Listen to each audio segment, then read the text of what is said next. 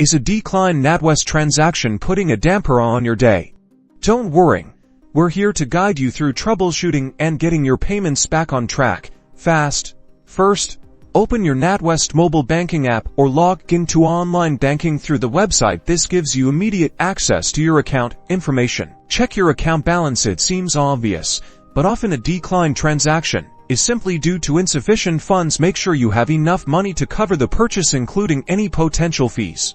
Next, review your recent transactions. Look for any unusual activity or transactions you don't recognize. This could indicate fraud or a compromised card, which might lead Natwest to block your card for security reasons. If everything looks normal with your transactions and your account balance is healthy, make sure your card hasn't expired. The expiration date is printed directly on the front of your card. If none of the above steps work, it's time to contact Natwest directly. Their customer service team can help identify specific issues with your account or card, such as security blocks or temporary restrictions. You can find their contact number on the Natwest website or in the app. By following these steps, you should be able to identify the reason for your declined transaction and get it resolved quickly. Don't forget to like and subscribe for more helpful banking tips.